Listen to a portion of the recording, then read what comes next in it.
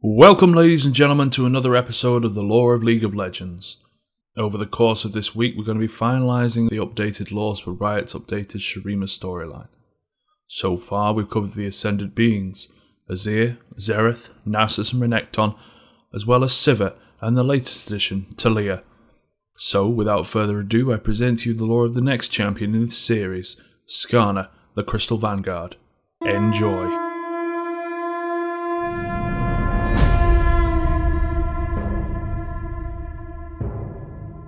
Long before men traversed the scorched deserts of Shurima, the very sand itself shone with primal unchained magic.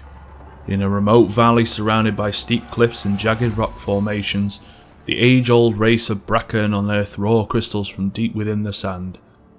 Each of these noble creatures fused with a single stone, which retained their consciousness long after their death. The demise of a Bracken was a rare occurrence, as their worldly lives stretched across millennia. But even death did not signify an ending. When a creature's mortal form perished, its lifestone was buried in the valley for safekeeping until a new Bracken could uncover it. This practice protected the vulnerable crystals while preserving the wisdom of the ones who came before. With a finite number of stones, the young Bracken searched for the crystal meant for them, just as the consciousness within the stone beckoned to the Bracken it had chosen to inherit its magic and memories. In a sacred rite, the rock fused with crystalline flesh, imbuing the creature's mind with memories and knowledge and flooding them with primal magic. A Bracken without a crystal would not long survive, for they lacked the strength, longevity, and power instilled by the stones. The young creature named Skarner spent many years searching for the crystal meant for him. Afraid he would die before finding it, he grew more persistent in his search with each passing moon.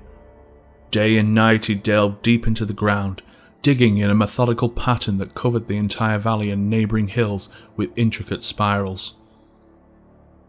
Skarner had all but given up when he finally felt an ancient consciousness tugging at his mind.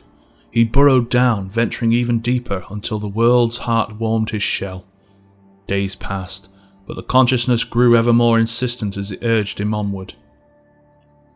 Skarner's pincers closed on a well-worn stone, and he heard the rasping whisper at the back of his mind. Though the voice was faint, he already felt intimately connected to its awareness, and he knew he had found his stone. The crystal was larger than any he had seen, and so time-worn that its glow had faded to a soft glimmer. Its surface was cracked in several places and dulled from eons buried under the ground.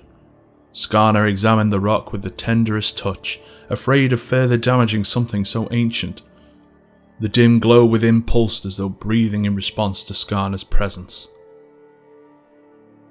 Skarner began the bonding ritual, burying himself deep underground with the crystal for weeks without sustenance. Though he ached with fatigue and his limbs atrophied in starvation, he was not afraid, for the voice within the stone comforted him. When the crystal finally fused with his body, he was overwhelmed with emotion as ancient memories and wisdom permeated his thoughts. He witnessed moments of incredible joy and crushing sorrow from generations long deceased. He felt magic all around him, suffusing his body with a deep connection to the world through a low constant hum, and sensed his kind communicating in a wordless meeting of minds. When the cataclysmic forces of the Rune Wars began to devastate the world, the Bracken feared the turmoil would soon mark the end of their species. They resolved to hide in hibernation until humans wiped themselves out, as it seemed certain they would. Only then would it be safe to emerge from the sands once more. The crystalline scorpions buried themselves deep in the Shuriman desert with the youngest and most ferocious positioned closest to the surface, ready to awaken first and defend the others in case of danger. The strength Skarner gained from his ancient life stone made him more powerful than almost all of his kin, so he was one of the last of his kind to enter the long slumber. They slept in peaceful isolation as centuries passed before Skarner awoke from his shallow burrow in a panic.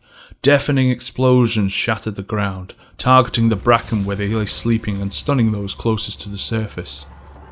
A band of robbers had discovered the dormant creatures and were prying crystals from crystalline flesh. Skarner, protected from the brunt of the attack by his crystal, erupted from the sand in a terrible frenzy of sharp pincers and poisonous stabs. Though their numbers all but overwhelmed him, he killed many of the thieves, and the rest fled in terror. Skarner was horrified to learn why he was the only one awake, and that many of his people's crystals had already been stolen. Skarner tried to revive his dormant companions, but the men had broken so many lifestones in their thoughtless theft that several Bracken with damaged crystals died moments after Skarner woke them, while others would not wake at all. For weeks Skarner paced the sand above his sleeping brethren in sorrowful mourning. He was certain the crystals would quickly perish in the hands of men and mourn their loss too. Yet, as the sun broke over the horizon many weeks later, Skarner heard distant echoes calling in his mind. The cries were faint but rang clear over the land. These voices of the lost stones reached out to him in terror, imploring Skarner to reconnect them with their kind. Skarner hesitated, torn as to whether he should rescue the lost crystals or continue guarding the still living Bracken. After weeks spent erasing all traces of the evacuation, he could not stand to hear the minds of his kin suffering at the hands of the violent humans, and resolved to set out to save the missing crystals. Skarner began the arduous task of tracking the stones, hoping no others would discover his kin beneath the sand. Though his search was lonely, he occasionally hears a lost crystal calling to him, a feeling that brings joy and anguish in equal measure. He focuses his sorrow into unshakable determination and refuses to rest until he has recovered every last lifestone.